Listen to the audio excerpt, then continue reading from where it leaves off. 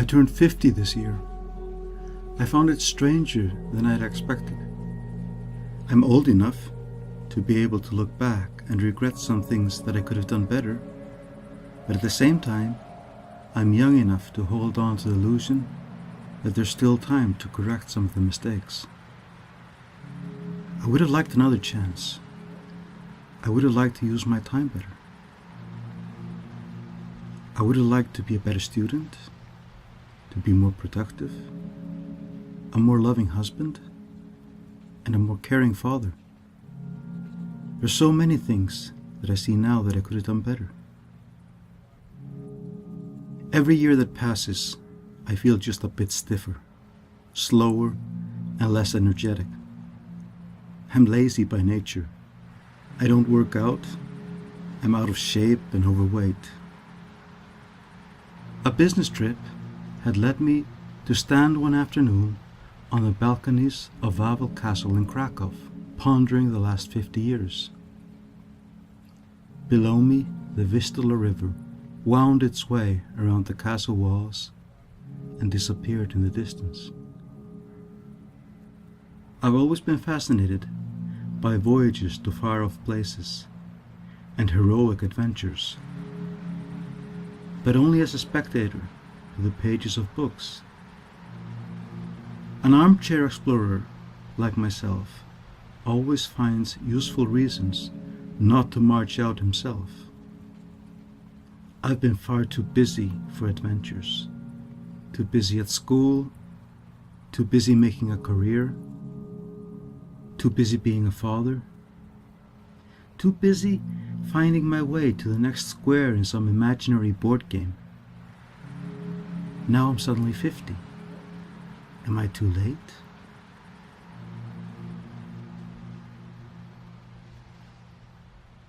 The Polish author Joseph Conrad spent some time in Krakow as a young man. I can imagine him standing on the same balcony overlooking the Vistula River. Could it be that he thought of this when he wrote these words about another river?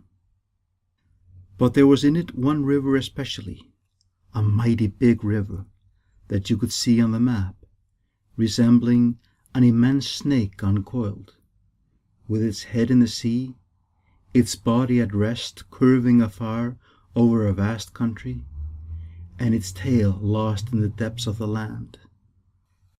And as I looked at a map of it in the shop window, it fascinated me as a snake would a bird, a silly little bird.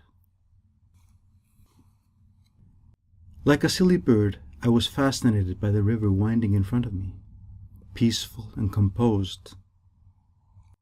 I knew I was coming back to Poland the next year, and then the idea struck me. I would paddle the Vistula River, from Krakow all the way to the Baltic.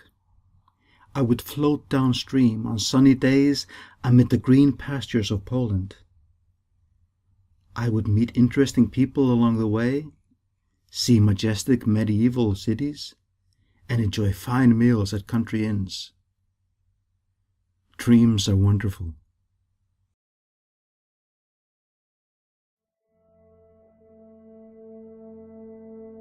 Upon returning home, I shared my vision with friends and family, just to hear how it would sound when told out loud. And the reactions were surprisingly reserved. They probably knew me too well. But at least my older son and nephew not only liked the idea, but expressed interest in joining me. To them, the idea of watching and even possibly documenting the voyages of an overweight middle-aged man down a Polish river in an inflatable boat was just too tempting to pass by. All of a sudden, preparations had started, and the train of events was irreversible. Oni mają te dmuchańce, rozumiesz, te szerokie kajaki, to oni muszą mieć te takie... And good luck. Good luck. No, ale dobre, leciutkie. Good.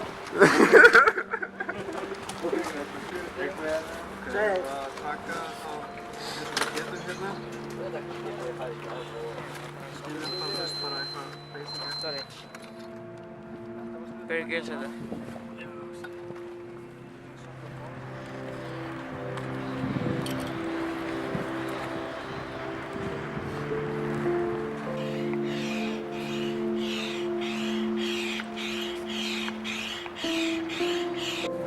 Wcześniej przejechał tam. Można jechać.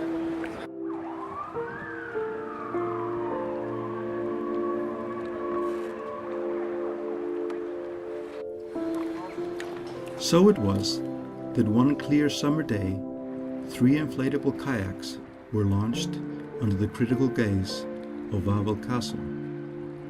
I waved goodbye to my younger son and wife and watched their concerned faces disappear as we passed a bend in the river. We were on our way.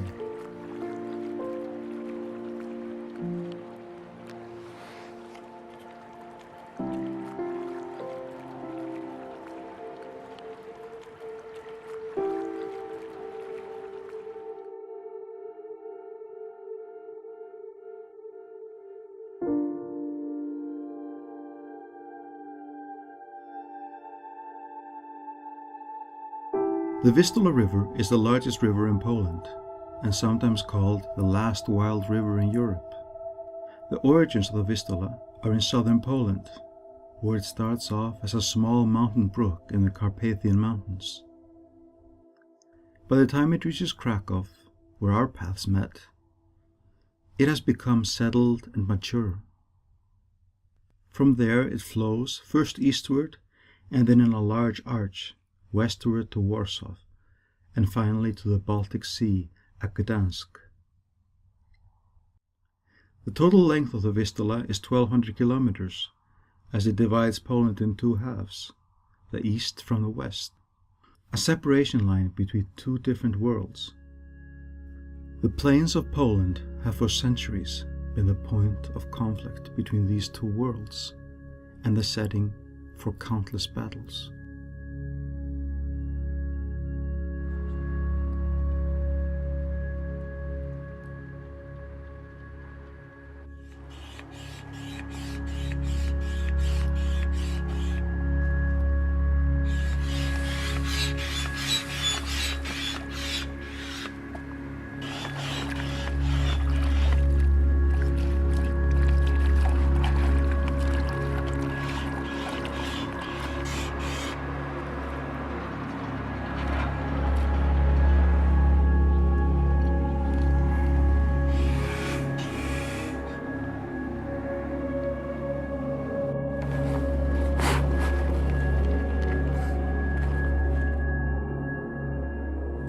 The first few days on the Vistula were far harder than I had expected. The strokes of the oars were foreign to our muscles, and even the smallest changes in the weather changed our experience drastically.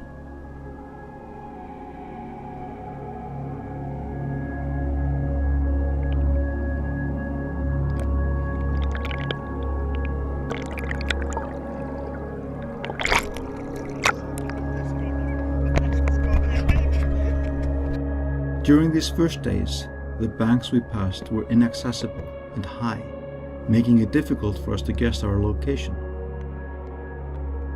At the end of the second day, we overshot our mark and were forced to paddle upstream against a headwind. We finally landed and found our way to an old former monastery, where we sought shelter, soaked and exhausted.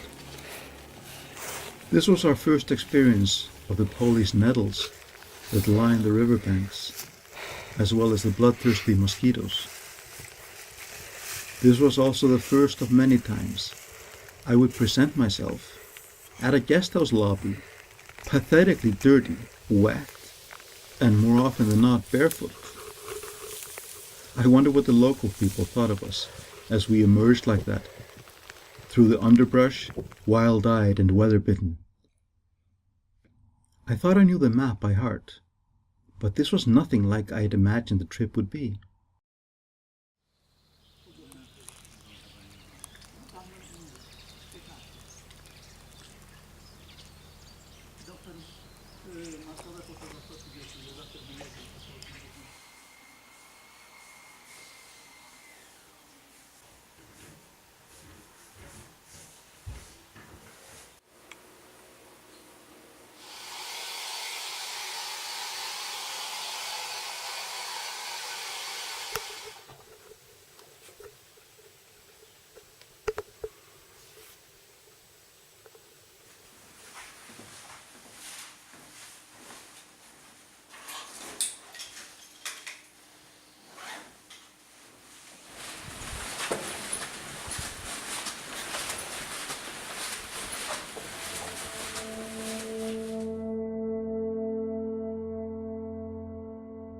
As a schoolboy in Italy, my father had learned a few lines from Dante's Divine Comedy that go like this. Midway upon the journey of our life, I found myself within a forest dark, for the straightforward pathway had been lost. I don't think these lines of poetry meant anything special to my father, apart from the fact that he learned them as a boy and recited them on occasion. But now they came to my mind as I walked the somber halls of this old Catholic monastery. What is my straightforward path? It didn't seem as obvious as it had before. Nothing in our voyage seemed quite like I had imagined it would be.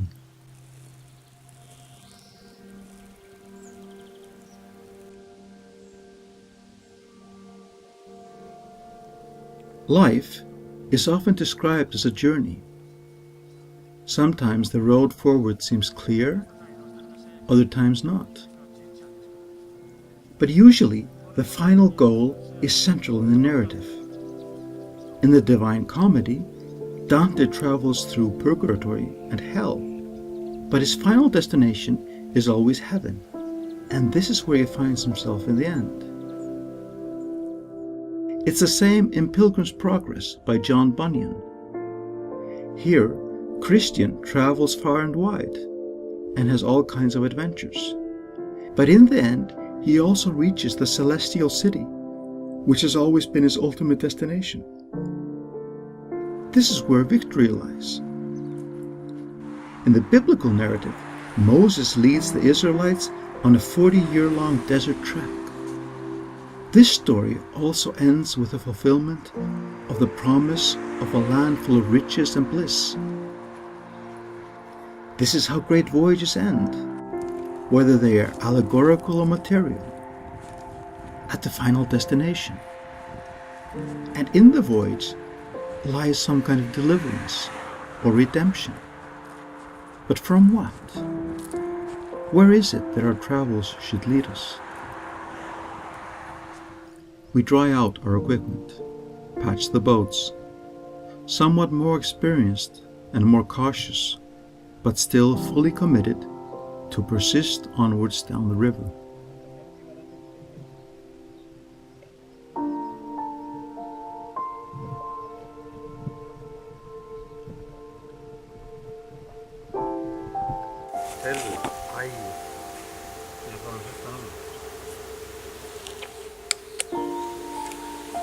Er ekki vassar? Nei. Það er svo segir Karl. Hvað stendur í flösku? Not waterproof. Ég sagði það. Water resistant. Water resistant. Karl, út að bulla.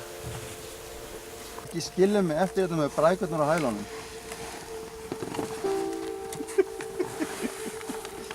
Það er að passa væginn.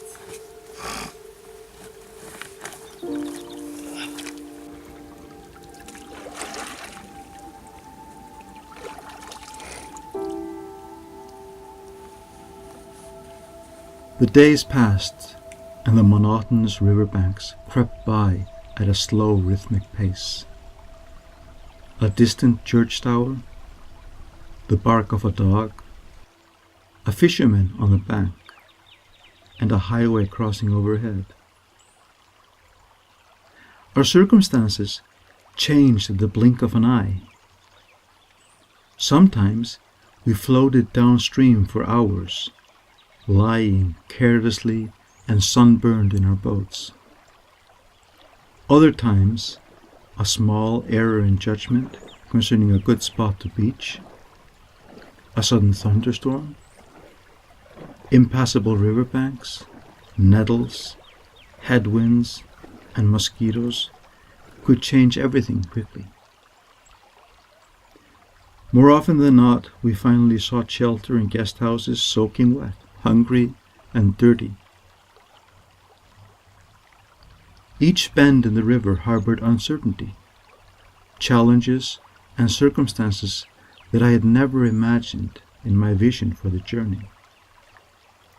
While the sun shone, we became careless, relaxed, and determined in our conviction that we would easily complete the journey.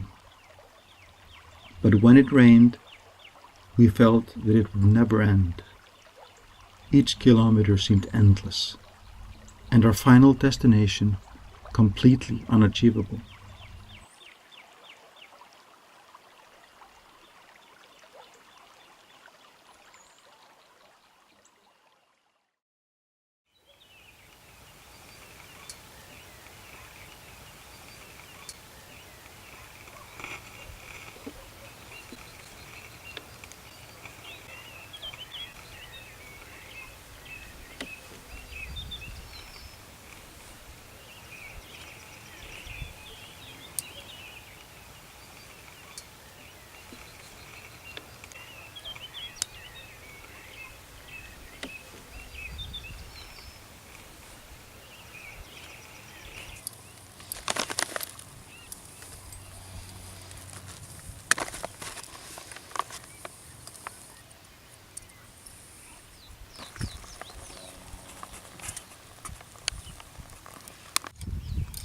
Er hann búinn að sjóða? Já, tók að hinga stund.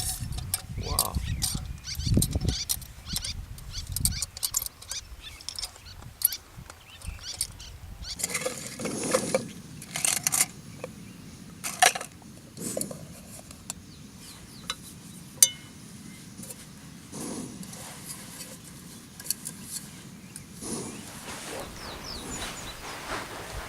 Ok, þá er það spurningar kvöldsins frá stóru systur. Á ég að lesa? Já, allir ekki bara. Nei, ekki lesa. Ekki lesa. Þetta er of skakt þess að vera fyndið.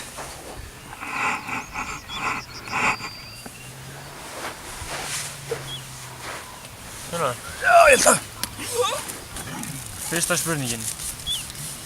Þriðja spurningin. Þriðja spurningin, já. Af hverju hefur þið mestar áhyggjur í dag og af hverju? Karel. Og ekki nógu mikið að borða á morgun. Það er ágjörð því. Jú. Ég líka svolítið, sko. Ég held við séum svolítið með lítið af mat, sko. Við erum með kvöldmat, við erum ekki með mat fyrir, sko, on the road. Ég hefði verið að spurt mig í fyrra kvöld, sko. Þá hefur maður áhyggjur af okkur allt öðru. Fullt af hlutum. Gat í bátnum og ég veit ekki hvað og svona. Í dag er mest áhyggjur að ég komist ekki á leiðarenda og það verið hlegið að mér. Þetta er búið að vera leiðbært dagur. Svolítið. Hvað er menn á alltaf? 20 og hvað? 187 hérna á skiltið. Við lagðum að stað með 164. Við viljum segja 23 kílómetra. Það er frekar. Það er ágætt með hvað við chilluðum mikið, sko. Ok.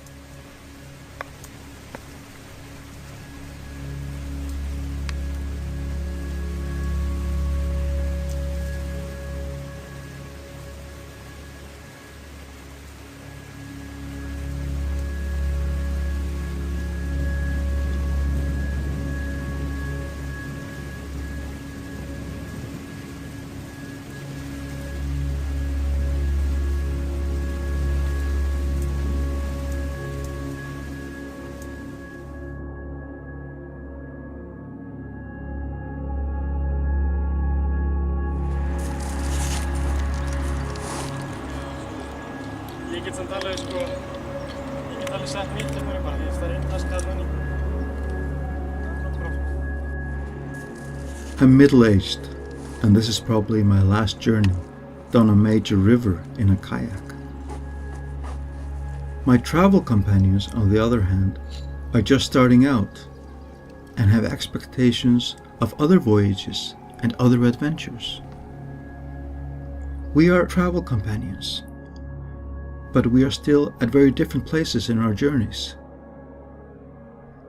We tend to assess every traveler's voyage based on the circumstances we are experiencing at this very moment, but forget that we are all at different sections of the river.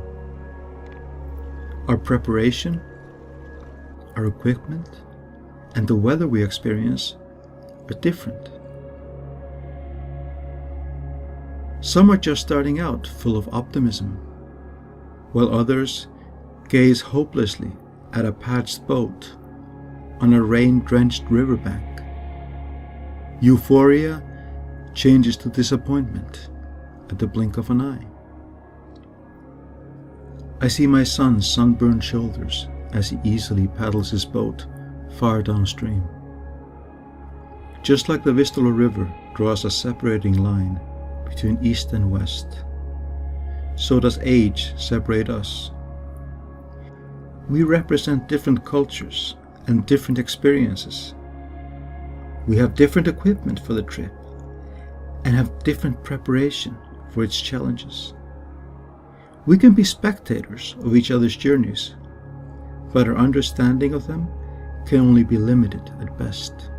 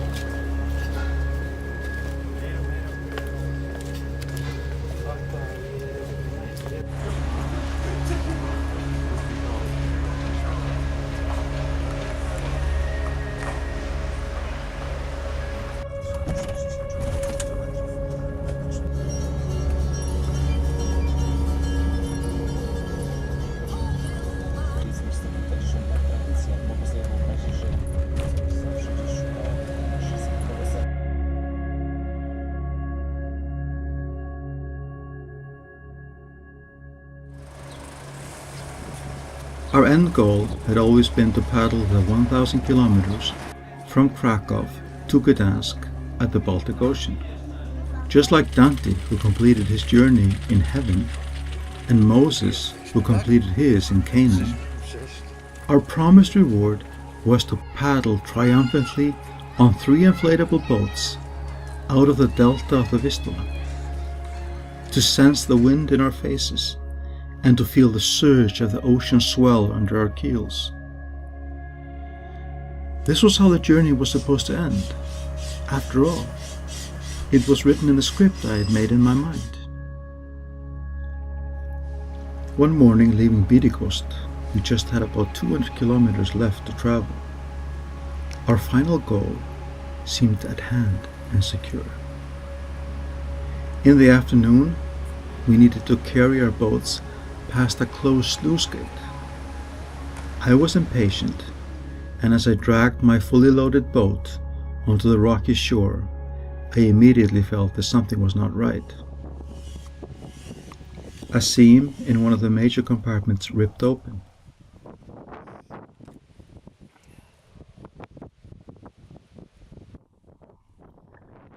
Our trip on the Vistula was over. Our final goal, that had seemed so close just a few hours ago, was now completely unachievable. Our disappointment is hard to describe.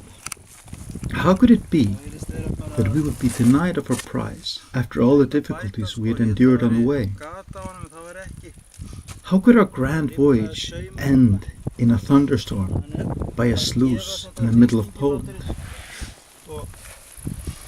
Auðvitað væri örugglega hægt að líma aftur hérna þennan saum, því það ekkert að bákni þennan laga.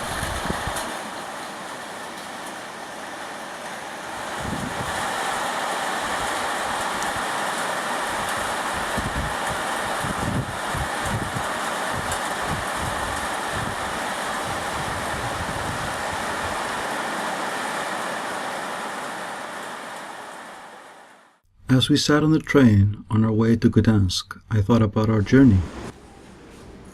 I thought about Dante. I thought about final goals and promises of redemption at the journey's end. The story of our voyage could no longer be about our ability to overcome all obstacles and reaching our final destination with a victorious sigh of contentment. As I looked back and tried to recall the events of the last 4 weeks, I found that these in themselves had to be the substance of our travels. The essence of our trip could no longer be defined as the final goal, but had instead become each bend in the river, each landing point, each stroke of the paddle. The trip had come to an end, but at the same time it had become infinite, like each fleeting moment, infinitely small and gone, even before we could describe it with words. So, how does the story of our travels in Poland read? In the end, it's not about myself. It's not about my companions, or about the countryside we traveled through. It's about something invisible and intangible. It's about the relationship that has formed between us. It's about the sharing of joyful experiences and about the encouragement we gave each other in the face of despair. The sunny days would never have been named as such without the rainy days to compare them to. Security becomes meaningless without the contrast of uncertainty, and bliss becomes empty unless it's measured against agony. The river keeps its steady pace forward, and everything is under constant change. The only thing we have as a certainty is the fleeting moment. These moments can disappear, underestimated and overlooked, if we focus all our attention on something beyond, some final goal where everything will be perfect, or if our attention is on the past that's impossible to mend or repeat.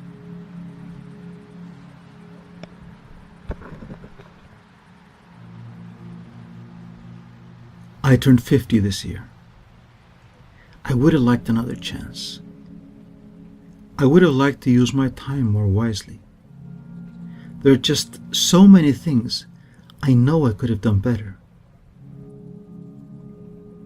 But I can't go back to relive even one moment. They're gone forever. The future is uncharted, and no roadmap I draw now can change this. Joy or disappointment, I'm gonna try not to contemplate the things that I could have done better, nor to live my life only to reach some final goal that could be totally different from what I have envisioned in my dreams. I'm just going to try to continue my voyage, floating downstream, through each bend in the river, with its unique and unforeseen adventures, under the rhythmic splashes of my paddle touching the water.